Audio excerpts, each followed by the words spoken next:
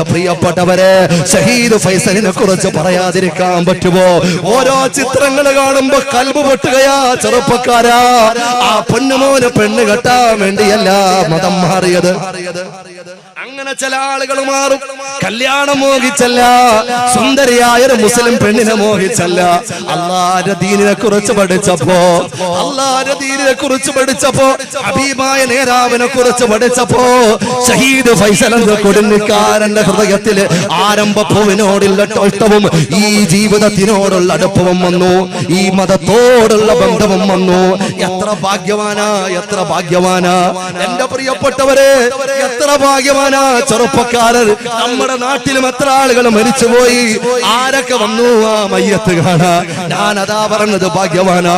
എത്ര നേതാക്കന്മാരാ ഖബറിന്റെ അടുത്തൽ വരുന്നത്, എത്ര നേതാക്കന്മാരാ സമാശ്വാസ വാക്കുകളുമായി ആ വീട്ടിലേക്ക് ഓടിയെത്തുന്നത്, എത്ര പ്രാർത്ഥനയാ ചെറുപ്പക്കാരന് കിട്ടുന്നത്. എന്ത് ഭാഗ്യമാണ് പൊന്നുമോരെ ഷഹീദ് ഫൈസൽ എന്ന കൊടുന്നിക്കാരന് കിട്ടിയത്. എത്ര ആയിരങ്ങളാ മയ്യത്തിന് പേര് നടന്നത്, മയ്യത്തിനോടൊപ്പം നടന്നത്. അതുകൊണ്ട് സഹോദരാ, ഭീഷണിക്കും മേശണിക്കും വഴങ്ങിയിട്ടല്ല, അള്ളാഹുവിനോടുള്ള ഇട്ടം കൊണ്ട്, ഹബീബിനോടുള്ള ഇട്ടം കൊണ്ട്. ഈ മതം സമാധാനത്തിന്റെ മതമാണെന്ന് പറഞ്ഞ് മുന്നോട്ട് വന്നപ്പോ അവന്റെ ഹജ്ജും ഉംറയും ബാക്കി വെച്ചിട്ട് മടങ്ങിപ്പോയപ്പോ അല്ലാഹുവേ ഒന്നല്ല ഒരുപാട് ഉംറകളും ഹജ്ജും ചെയ്ത പ്രതിഫലം ആ ഖബറിൽ നീ നൽകണേ അല്ലാ, ആ ഖബറിൽ നീ നൽകണേ അല്ലാ.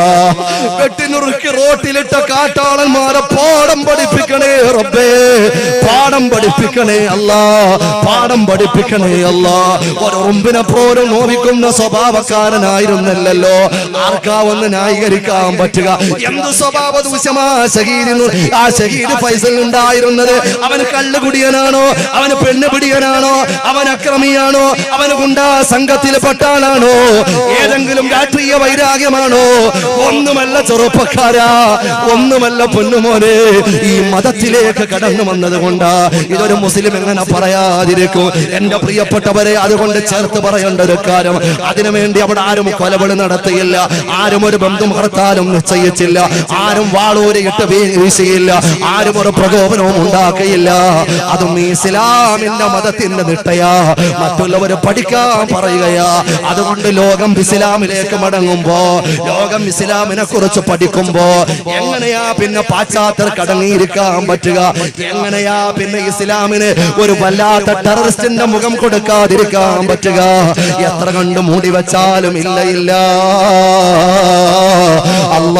അല്ലാഹു ഈ മതത്തിന്റെ പ്രകാശം ഈ ലോകത്ത് തെളിയിച്ചിട്ടല്ലാതെ ഇല്ല സഹോദരങ്ങളെ, ലോകത്തിനൊരു അവസാനമില്ല.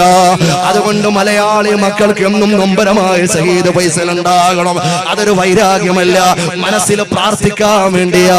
കൈവെക്കുമ്പോ ആ ചെറുപ്പക്കാരന്, ആ പൊന്നുമോന് പ്രാർത്ഥിക്കാൻ വേണ്ടിയാ. ആ പിഞ്ചു മക്കളെ കാണുമ്പോ കൽബ് പൊട്ടുകയാ. എന്റെ പ്രിയപ്പെട്ടവരെ, ചിന്തിച്ചു നോക്ക്. ആ പൊന്നുമക്കൾ ഉപ്പയെ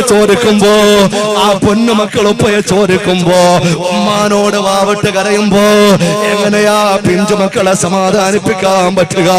അതുകൊണ്ട് ഇഖ്ലാസോടെ അവരോട്, ആ സ്നേഹത്തോടെ, സന്തോഷത്തോടെ, വേദനയോടെ, ദുഃഖത്തോടെ അവർക്ക് വേണ്ടിയിട്ട് റബ്ബിനോടൊന്ന് ദ്വാരക്കാനെങ്കിലും കഴിയണം.